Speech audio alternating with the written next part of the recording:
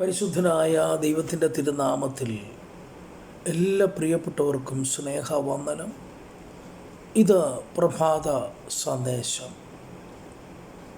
യഹൂദ മതത്തിൽ നിന്ന് അനേകർ ക്രൈസ്തവ വിശ്വാസം സ്വീകരിച്ച ആദ്യ നാളുകളിൽ കടന്നു വരുവാനിടയായി. എന്നാൽ അവർ വിവിധ നിലയിൽ നിന്ദകളും പീഡകളും വളരെ കഷ്ടങ്ങളും വളരെ പോരാട്ടങ്ങളും അവർ സഹിക്കുവാനിടയായി തീർന്നു. അതുമാത്രമല്ല, സമ്പത്തുക്കളുടെ അപഹാരം അവരുടെ ജീവിതത്തിലുണ്ടായി. ഭൗതികമായ സമ്പത്തുകൾ അപഹരിക്കപ്പെട്ടു. അതെല്ലാം അവർ നഷ്ടപ്പെടുവാനിടയായി അവർക്ക്. എന്നാൽ ആ കാലങ്ങളിൽ ആദ്യ നാളുകളിൽ അവരുടെ സമ്പത്തുകളുടെ അപഹാരം അവർ സന്തോഷത്തോടെ സഹിക്കുവാനിടയായി. കാരണം അവർ പഠിച്ച ദൈവവചനം വച്ച് സ്വർഗത്തിൽ നിലനിൽക്കുന്ന ഒരു ഉത്തമ സമ്പത്ത് അവർക്കുണ്ടെന്ന് അറിഞ്ഞുകൊണ്ട് അവർക്ക് വന്ന കഷ്ടങ്ങളും നഷ്ടങ്ങളുമെല്ലാം അവർ സന്തോഷത്തോടെ സഹിക്കുവാനിടയായി. എന്നാൽ മാനുഷിക നിലയിൽ ഈ കഷ്ടപ്പാടുകളുടെ നടുവിൽ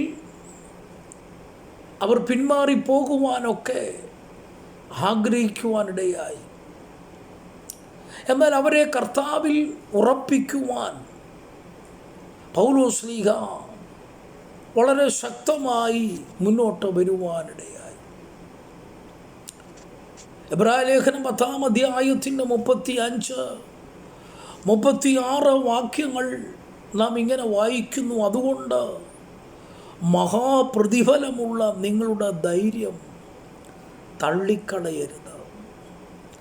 ദൈവേഷ്ടം ചെയ്ത് വാഗ്ദത്തം പ്രാപിപ്പാൻ സഹിഷ്ണുത നിങ്ങൾക്ക് ആവശ്യം. ഈ സമ്പത്തുകളുടെ അപഹാരങ്ങളും കഷ്ടങ്ങളും നിന്ദകളും ഭാരങ്ങളും അനേക വിധത്തിലുള്ള വേദനകളുമൊക്കെ അവർ സഹിച്ചു.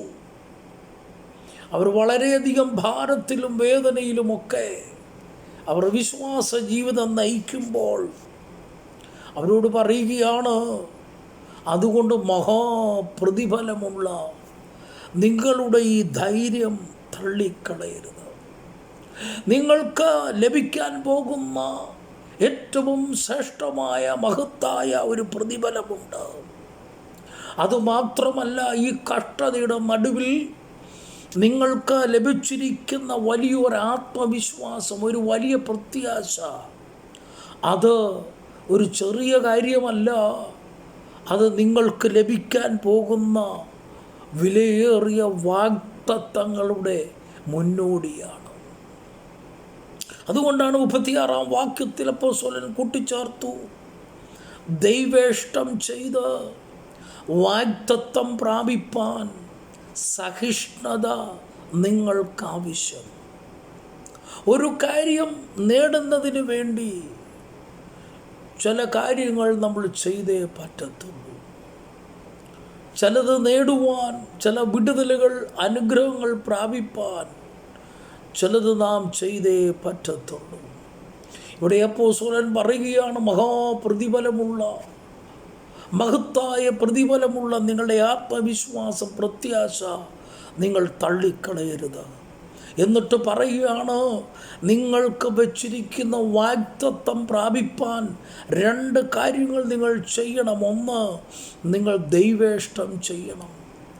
2, സഹിഷ്ണുത നിങ്ങൾക്കാവശ്യമാണ്.